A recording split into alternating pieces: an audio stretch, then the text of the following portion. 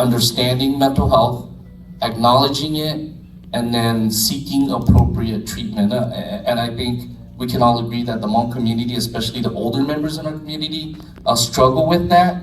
And then when I talk about cultural stigma, I'm talking about different beliefs, right? Our belief system, the belief in spirituality, and a lot of the values that were passed down on us by our grandparents, right? There's certain aspects of our culture that kind of hinders our understanding and our true acknowledgement of mental health, okay? And that's pretty much what I discovered through analysis of my research. So again, I just want to talk a little bit about, I believe that mental health concerns is a very pressing issue in our community, but it's really like the elephant in the room, right? Similar to like domestic violence, right? It's there, everyone sees it, but no one wants to talk about it, right? So I've made it my life's and career's mission to make the topic of mental health sexy again, especially in the Hmong community, because I feel like the ones who struggle the most are the ones who internalize it, right? Like our grandparents, our children. We're not building the coping skills needed so that they can endure like hardships, you know, mental health concerns, symptoms, so they know where they can turn to talk.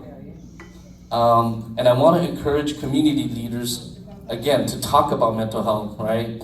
I want community leaders in whatever capacity you're leading, right? You could be a clan leader, you could be a shaman, you know, in any capacity, I want you to normalize the topic of mental health.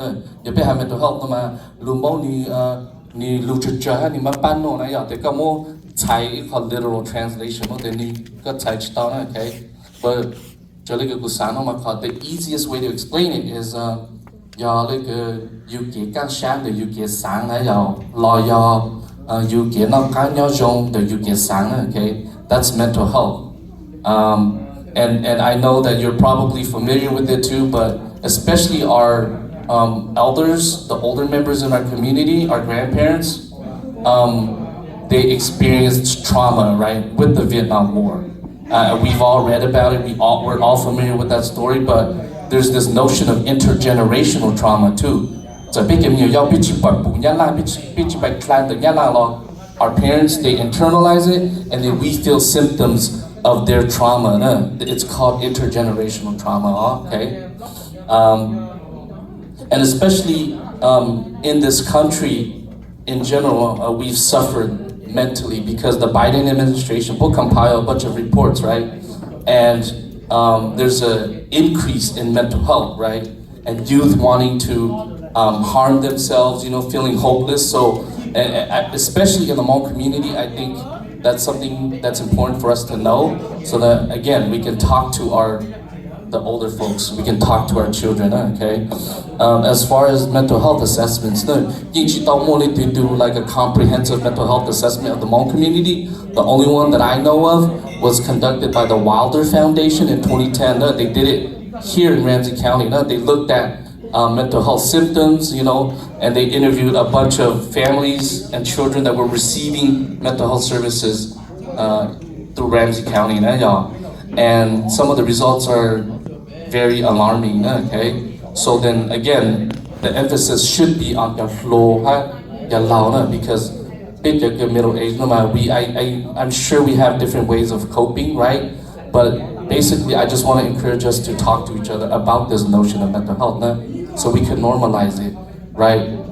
When someone says mental health, you kind of want to avoid that topic, but I want to make sure that you know, it's something that we can talk about without feeling shame. You know, big out today mono de itu hata mo genyo shaku santan jukana ya the other today mono they kind of look down upon that male figure that is making that statement, right? Because today mono be you shak how you endure everything, right? Because you're head of the household, you have to endure most of everything that's thrown your way, but it's okay to talk about it, right?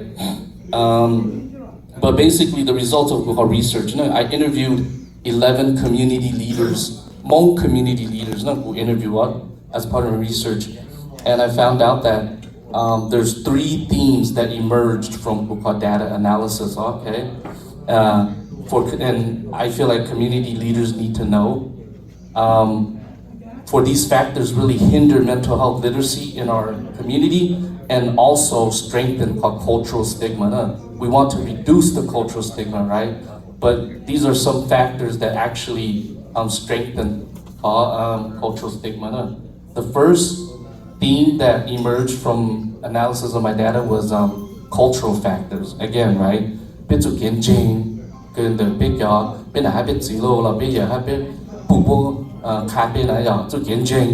then the second theme that emerged was communication, right? How we talk to each other, community outreach. Community leaders, their response to mental health, basically, right? The messaging piece. And then the third theme that emerged from my research was services, right? It's a bit more mental health, we don't know where to go, right? Again, a lot of older members in our community, they internalize that, but we need a safe space that we know we can go and talk about these things, right? And we're going to get culturally specific treatment, okay? So again, those are the 3 themes that emerged from my interviews of Hmong community leaders as it pertains to mental health literacy and cultural stigma. Cultural factors, communication, and services. And I think it's important, my research was important to kind of build that foundation, right? So we can carve out a role for community leaders so that we can start having these conversations about mental health and cultural stigma in our community. And lastly, I just want to say that big Hmong culture, we're a collectivistic culture, right? So community leaders should take pride in making sure that all members of the community are safe, okay? It's an individualistic culture, right? So you make kids, you family, that's good for that person. I hope okay? That's the collectivistic piece, right? And because we're a collectivistic culture, I feel like we need to, our community leaders especially, to take more of a lead role, especially when it comes to mental health literacy, cultural stigma. And lastly, I just want to encourage those that may be experiencing, mental health symptoms or maybe feeling depressed or just need someone to talk to, to talk to someone that you feel comfortable with. So I want to encourage you to do that, whether it's yourself or an older member of your family that you know is clinically depressed. I want you to talk to them before it's too late, okay? And if anyone is interested in reading my dissertation, feel free to let me know. I can provide that link for you. There's an audio version of it too. So again, thank you for the Hmong American Leadership Council for giving me this time to talk about my research.